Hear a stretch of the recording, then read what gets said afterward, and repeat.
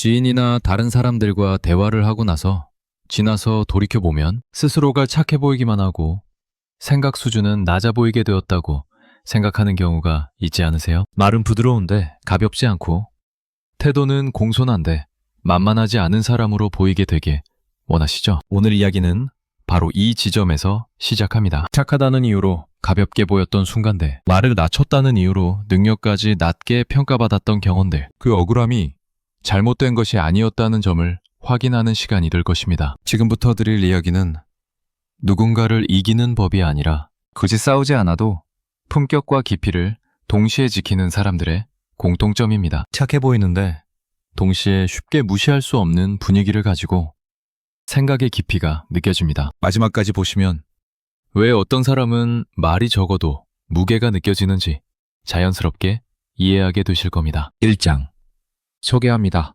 말을 아끼되 생각은 정리된 사람. 현실에서 자주 보게 되는 장면이 있습니다. 회의 자리에서 말을 많이 하는 사람이 꼭 핵심을 짚는 것은 아니라는 사실입니다. 반대로 조용히 듣고만 있던 사람이 마지막에 한마디 했을 때 분위기가 정리되는 경우도 많습니다. 심리학 연구에 따르면 사람들은 말을 많이 하는 사람보다 정리된 언어를 쓰는 사람에게 더 높은 지적 신뢰를 느낀다고 합니다. 이유는 단순합니다. 말이 적다는 것은 생각이 없다는 뜻이 아니라 머릿속에서 이미 한번 걸러졌다는 신호이기 때문입니다. 생각의 레벨이 높아 보이는 사람들은 즉각 반응하지 않습니다. 잠깐 멈추고 상황 전체를 보고 자기 감정이 아니라 구조를 먼저 봅니다. 이런 사람들은 친절하지만 가볍지 않습니다. 웃어주지만 동조하지는 않고 맞장구를 치되 판단은 보류합니다. 쇼펜하우어는 생각이 깊은 사람일수록 말은 조심스럽다고 말했습니다. 이는 침묵이 우월하다는 뜻이 아니라 말이 자신의 생각을 대변한다는 사실을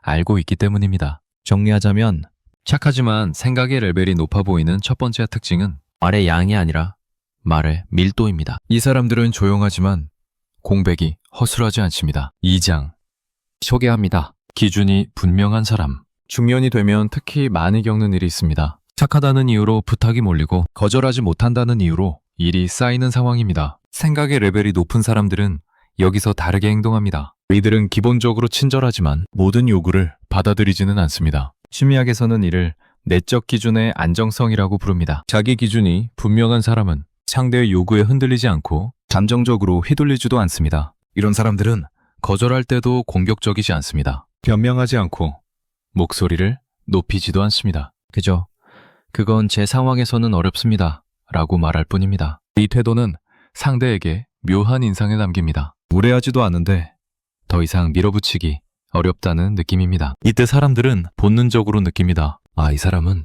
생각 없이 착한 사람이 아니구나 하고 말입니다. 쇼펜하우어는 자기 기준이 없는 친절은 결국 자기 자신을 해친다고 보았습니다. 그래서 생각이 깊은 사람일수록 친절과 경계를 동시에 지닙니다. 정리하자면 착하지만 생각의 레벨이 높아 보이는 두 번째 특징은 부드럽지만 흔들리지 않는 기준입니다. 3장 소개합니다. 생각이 얕아 보이는 대화의 공통점이 있습니다. 누가 옳은지를 증명하려고 애쓰는 대화입니다. 반면 생각의 레벨이 높은 사람은 논쟁에서 이기려 하지 않습니다. 이들은 상대의 말을 끝까지 듣고 그 안에서 핵심만 꺼냅니다. 그리고 이렇게 말합니다. 지금 이야기의 요지는 이 부분인 것 같습니다. 이 한 문장으로 감정은 가라앉고 대화는 구조를 갖게 됩니다. 사회심리학에서는 이런 능력을 메타인지적 대화 능력이라고 설명합니다. 자기 주장에 몰입하지 않고 대화 전체를 한 단계 위에서 바라보는 능력입니다. 이 태도는 공격적이지 않지만 매우 지적입니다. 참가를 누르지 않는데도 자연스럽게 주도권을 갖게 됩니다. 쇼펜하우어는 현명한 사람은 상대를 이기지 않고 상황을 이끈다고 말했습니다. 생각의 깊이는 목소리가 아니라 시야의 높이에서 드러난다는 뜻입니다. 정리하자면 착하지만 생각의 레벨이 높아 보이는 세 번째 특징은 사람이 아니라 구조를 보는 시선입니다. 4장 소개합니다. 감정을 숨기지 않되 휘두르지 않는 사람. 중년 이후의 삶에서는 감정을 아예 없애는 것이 아니라 어떻게 다루느냐가 중요해집니다. 생각이 깊은 사람들은 자기 감정을 부정하지 않습니다. 서운하면 서운하다고 느끼되 그 감정으로 상대를 몰아붙이지는 않습니다. 이들은 감정을 설명의 재료로 씁니다. 그 말이 조금 부담스럽게 느껴졌습니다. 이 정도의 표현으로도 충분합니다. 심리학적으로 이는 정서 조절 능력이 높은 상태입니다. 감정에 휘둘리지 않으면서도 감정을 무시하지 않는 균형입니다. 이 태도는 나이가 들수록 더 큰 힘을 가집니다. 감정에 끌려다니지 않는 사람에게서는 자연스럽게 여유와 깊이가 느껴지기 때문입니다. 쇼펜하우어는 감정을 통제하는 것이 아니라 이해하는 것이 지혜라고 했습니다. 생각의 레벨은 감정을 없앤 자리에서가 아니라 감정을 다룰 줄 아는 자리에서 드러납니다. 정리하자면 착하지만 생각의 레벨이 높아 보이는 네 번째 특징은 감정을 품되 중심을 잃지 않는 태도입니다. 5장 소개합니다. 인정받으려 애쓰지 않는 사람. 마지막 특징은 의외로 단순합니다. 생각의 레벨이 높은 사람들은 자기 가치를 증명하려고 애쓰지 않습니다. 이들은 과거의 성과를 들추지 않고 자기 능력을 설명하지도 않습니다. 그저 현재의 태도로 말합니다. 이런 사람은 눈에 띄지 않을 수 있습니다. 하지만 시간이 지나면 주변에서 먼저 묻기 시작합니다. 이건 어떻게 생각하십니까? 심리학에서는 이를 자기 확신을 내면화라고 설명합니다. 외부 평가에 매달리지 않을수록